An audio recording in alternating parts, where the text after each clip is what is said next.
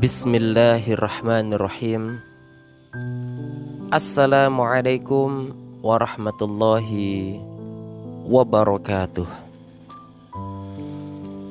Allahumma inna nas'aluka ilman nafi'a wa rizqan thayyiba wa amalan mutaqabbala. Allahumma akhrijna min zulumatil wahmi wa akrimna binuril fahmi waftah alaina bima'rifatil ilmi wasahhil lana abwaaba fadlika ya arhamar rahimin. Alhamdulillahi rabbil alamin. Wassalatu wassalamu ala asyrafil anbiya'i wal mursalin wa ala alihi wa sahbihi ajma'in, amma ba'du. Ayah, bunda, dan adik-adik yang dirahmati dan dicintai Allah Subhanahu wa ta'ala, alhamdulillah, hari ini adalah hari perdana kita melaksanakan puasa Ramadan pada tahun 2021 ini. Pertama, saya mengucapkan selamat menunaikan ibadah puasa di hari pertama, teruntuk ayah, bunda, dan adik-adik umat muslim seluruh Indonesia dan dimanapun antum berada. Yang kedua,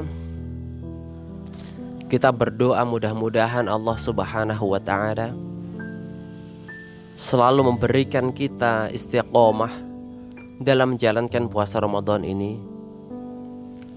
Allah menurunkan ridha dan Allah menurunkan juga kekuatannya untuk kita selama menjalani puasa Ramadan hingga akhir nanti. Mudah-mudahan juga kita bisa sampai Idul Fitri, pulang kampung, bertemu dengan keluarga, orang tua, saudara-saudara, dan tentu kita berharap atau kita berdoa mudah-mudahan Allah melancarkan rezeki kita sekarang selama Ramadan sampai kita nanti pulang kampung dan selamanya sampai rezeki kita disempurnakan. Nah, ayah, bunda, dan adik-adik yang dirahmati Allah Subhanahu wa ta'ala, di video ke-14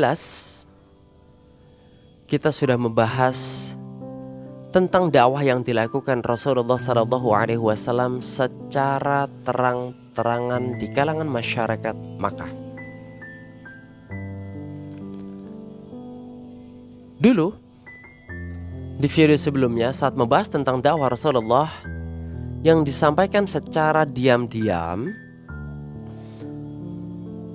mungkin seluruh bangsa Quraisy dan bangsa Arab secara umum yang tahu informasi ini tidak mencegah, biasa saja, dan mungkin mereka tidak terasa atau tidak merasa terganggu. Tapi ketika dakwah ini dilakukan oleh Rasulullah SAW secara terang-terangan di kalangan masyarakat Makkah, maka berbagai macam hal dilakukan untuk menghadang dakwah Rasulullah. Nah, di sini kita akan berkisah tentang beberapa cara untuk menghadang dakwah yang dilakukan oleh orang-orang Quraisy. Tatkala orang-orang Quraisy tahu bahwa Nabi kita Muhammad SAW sama sekali tidak menghentikan dakwahnya, maka mereka memeras pikirannya sekali lagi dan sekali lagi. Untuk itu mereka memilih beberapa cara untuk membenamkan dakwah ini, yang bisa disimpulkan dalam beberapa hal berikut ini. 1. Ejekan, penghinaan, olok-olok, dan penertawaan. Hal ini mereka maksudkan untuk melecehkan orang-orang muslim dan menggembosi kekuatan mental mereka. Nah, susah kalau orang mentalnya sudah tergembosi. Dari keberanian akan beralih ketakutan. Dari biasa saja akan terganggu. Itulah bahaya dari ejekan, hinaan, olok-olok, tertawaan yang bisa menjatuhkan mental, kekuatan mental. Untuk itu mereka yang melemparkan berbagai tuduhan yang lucu dan ejekan sekenanya terhadap Nabi SAW. Mereka menyebut beliau sebagai orang yang sinting atau gila. Sampai segitu. Ini repotnya kalau orang-orang yang tidak tahu sebelumnya kemudian mendapati informasi, kalau orang sekarang bilangnya hoax ya, tentang seseorang yang dibilang gila, sinting, padahal itu tidak benar. Maka orang yang awalnya tidak tahu, awalnya tidak paham, bahkan nggak ngerti, jatuhnya sekarang ngerti. Bahkan sebelum berinteraksi atau sebelum tabayun sudah underestimate, sudah mempunyai penilaian negatif terhadap orang yang diisukan itu. Ini bahaya. Firman Allah Subhanahu wa ta'ala di dalam surat Al-Hijr ayat 6, A'udzu billahi minasyaitonir rajim. Bismillahirrahmanirrahim. Wa qalu ya ayyuhalladzi nuzila alaihi dzikru innaka lamajnun. Wa qalu, mereka berkata. Wa qalu, dan mereka berkata, ya ayyuhalladzi, wahai orang yang diturunkan, nuzila alaihi dzikru, wahai orang yang diturunkan Al-Quran kepadanya, innaka lamajnun, sesungguhnya kamu benar-benar orang yang gila. Quran surat Al-Hijr ayat 6. Mereka menyebut beliau sebagai tukang sihir dan pendusta. Firman Allah di dalam Quran surat Shad ayat 4, A'udzu billahi minasyaitonir rajim. Bismillahirrahmanirrahim. Wa'ajibu, dan mereka heran, anja'ahum mundzirum minhum, karena mereka kedatangan seorang pemberi peringatan dari kalangan mereka. Wa qalal kafiruna, dan orang-orang kafir berkata, hadza sahirun kadzab, ini adalah seorang ahli sihir yang banyak berdusta.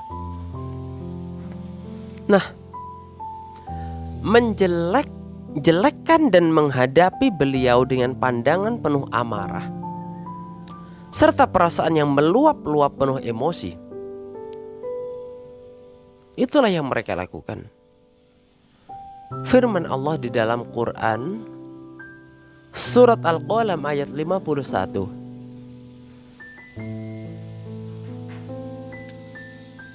A'udzu billahi minasyaitonir rajim. Wa in yakadu alladzina kafaru Dan sesungguhnya orang-orang kafir itu benar-benar hampir menggelincirkan kamu. La yuzliqunaka bi absarihim, dengan pandangan mereka. Lamma sami'u adzikra, tatkala mereka mendengar Al-Qur'an. Wa yaquluna innahu lamajnun, dan mereka berkata sesungguhnya ia Muhammad benar-benar orang gila. Al-Qalam ayat 51. Jika ada rekan-rekan Rasulullah sallallahu alaihi wasallam yang duduk di sekitar beliau, maka mereka mengolok-olok dan berkata, inilah rekan-rekannya.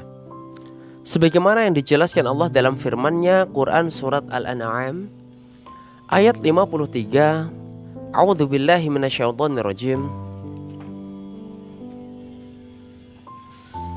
Ahaula'i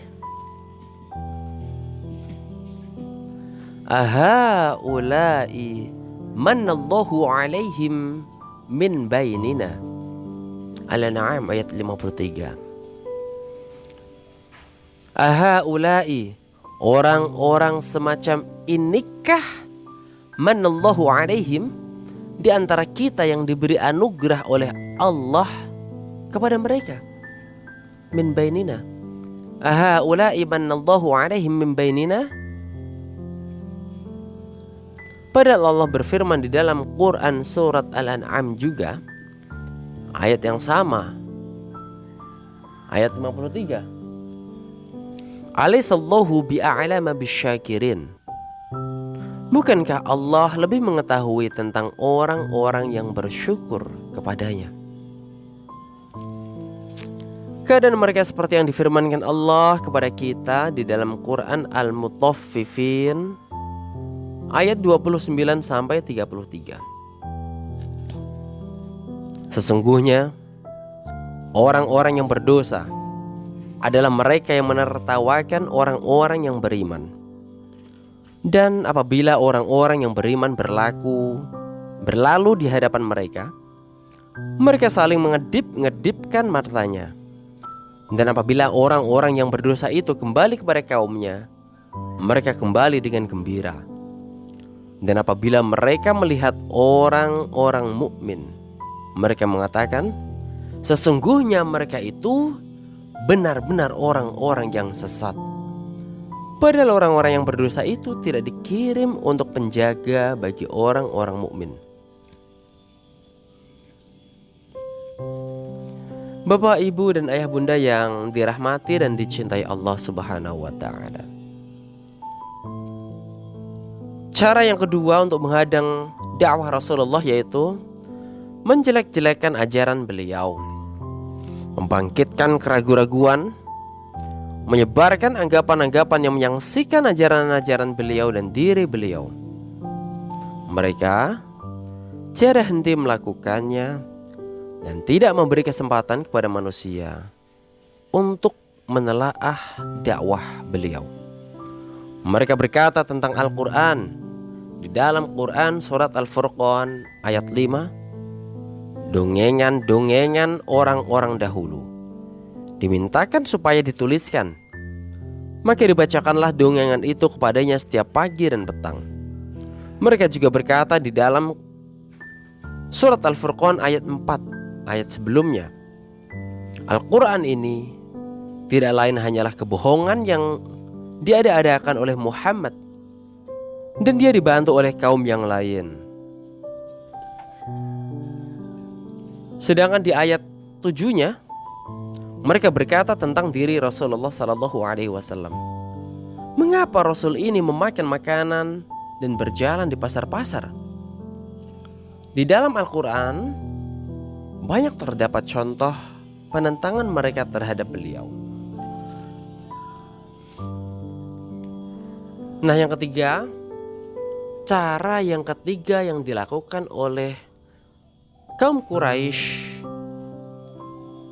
untuk menghadang dakwah Rasulullah secara terang-terangan di masyarakat Makkah adalah melawan Al-Quran dengan dongeng orang-orang dahulu dan menyibukkan manusia dengan dongeng-dongeng itu,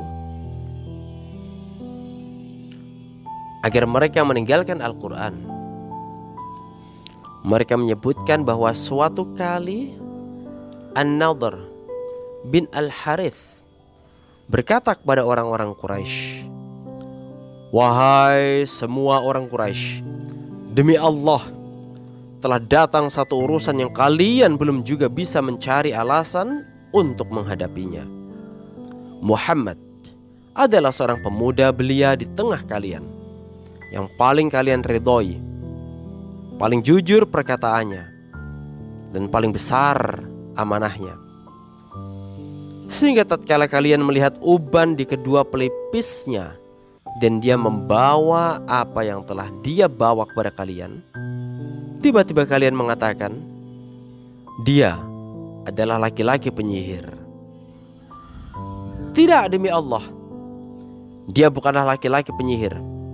Kita sudah mengetahui para penyihir, hembusan dan buhul talinya.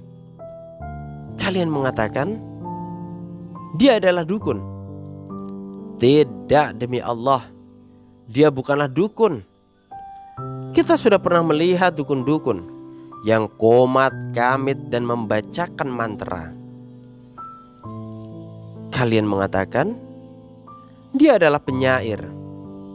Tidak, demi Allah, dia bukanlah penyair. Kita sudah mengetahui syair dan mendengar semua jenis-jenisnya, baik yang hazaj maupun yang rojaz. Kalian berkata dia adalah orang sinting. Tidak, demi Allah, dia bukan orang sinting. Kita sudah mengetahui orang-orang yang sinting, sementara dia tidak menangis terseduh-seduh, tidak bertindak sekenanya, dan tidak berbisik-bisik layaknya orang sinting. Wahai orang Quraisy, lihatlah lagi kedudukan kalian. Demi Allah, kini ada urusan besar yang datang kepada kalian. Kemudian An-Nadhr bin pergi ke Hira. Di sana dia mempelajari kisah para raja Persia, perkataan Rustum dan Asfandiar. Jika Rasulullah SAW mengadakan suatu pertemuan untuk mengingatkan kepada Allah dan menyampaikan peringatan tentang siksanya, maka An-Nadhr menguntit di belakang beliau, lalu berkata, demi Allah, penuturan Muhammad tidak sebagus apa yang kututurkan. Lalu dia berkisah tentang raja-raja Persia, Rustum dan Asfandiar. Setelah itu dia berkata, dengan modal apa penuturan Muhammad bisa lebih baik daripada penuturanku? Itu bisa dilihat di Sirah An-Nabawiyah Ibnu Hisham jilid 1 halaman 299 ayat 300 sampai 300. Juga di halaman 358. Ada juga di Tafhimul Quran jilid 4 halaman 8 sampai 9. Juga di Mukhtasar Siratir Rasul Syekh Abdullah An-Najdi halaman 117 sampai 118. Ada riwayat Ibnu Abbas yang menyebutkan bahwa An-Nadhr membeli beberapa penyanyi perempuan di kalangan hamba sahaya. Selagi ada seorang laki-laki yang menyatakan tidak ingin mendengar apa yang disampaikan Nabi SAW,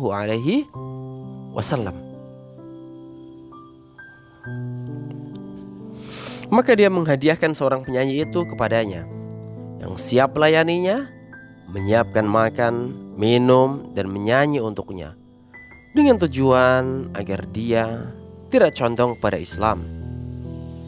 Tentang hal ini turun ayat Al-Quran, A'udzubillahi minasyaitonirrajim, wa minan nasi may yashtari lahwal hadits liyudhilla an sabilillah bighairi ilm. Quran surat Luqman ayat 6. Wa minan nasi artinya dan di antara manusia ada man yashtari, orang yang mempergunakan lahwal hadithi, perkataan yang tidak berguna, liyudillah, untuk menyesatkan, an sabilillahi, manusia dari jalan Allah, bighairi ilm, tanpa pengetahuan.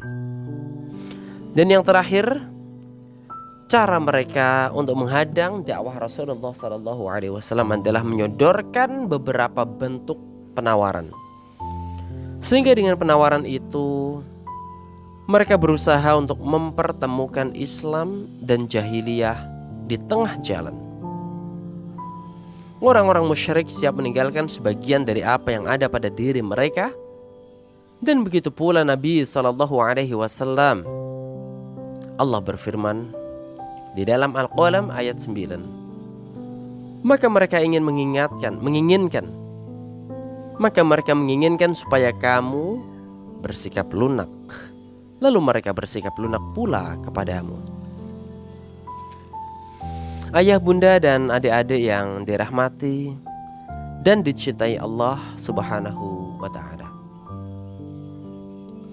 Ada riwayat Ibnu Jarir dan At-Tabrani yang menyebutkan bahwa orang-orang musyrik menawarkan kepada Rasulullah SAW agar beliau menyembah sesembahan mereka selama setahun, dan mereka menyembah Rabb beliau selama setahun kemudian. Riwayat lain menurut Abdul bin Humaid Abd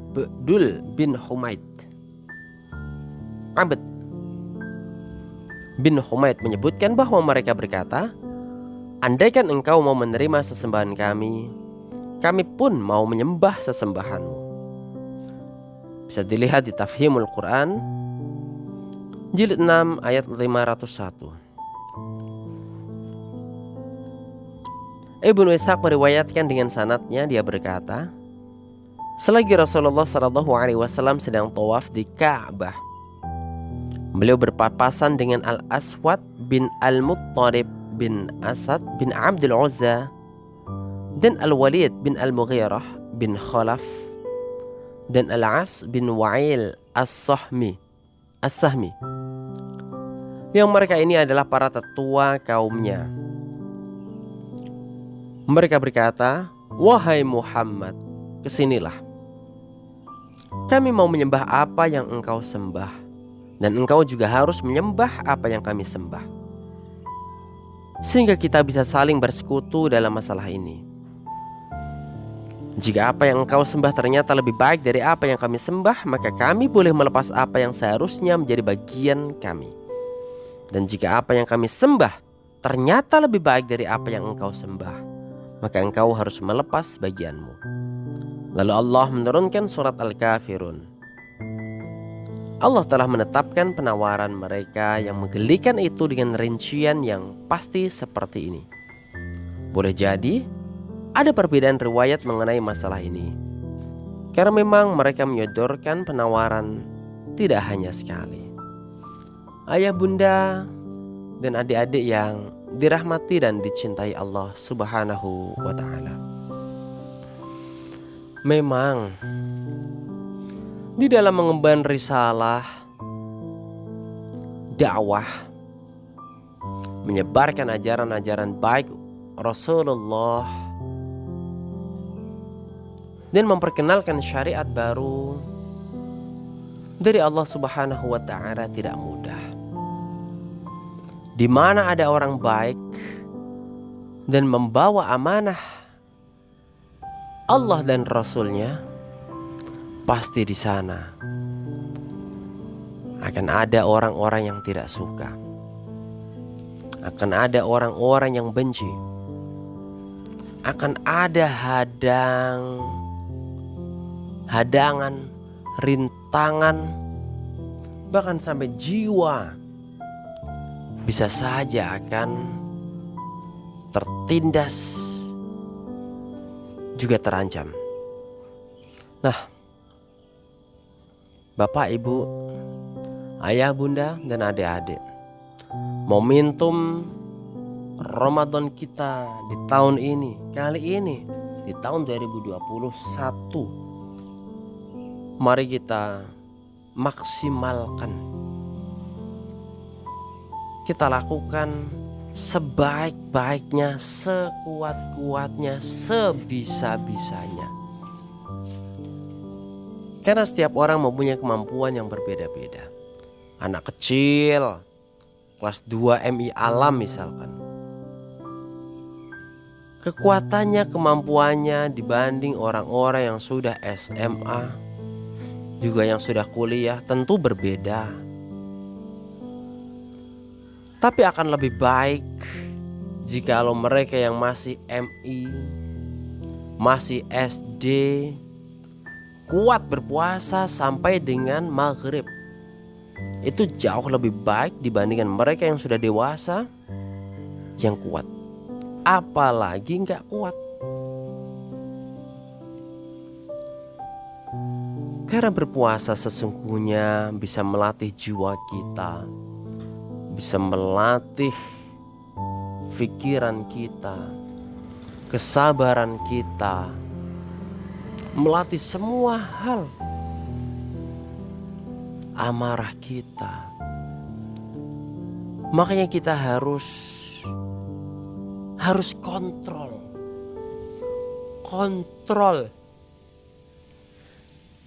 Ketika mau marah kontrol, ketika mau minum kontrol, mau nyentuh air, ana shaim, saya puasa, nggak jadi. Walaupun ada makanan enak di depan dan itu halal, mau dipegang, stop,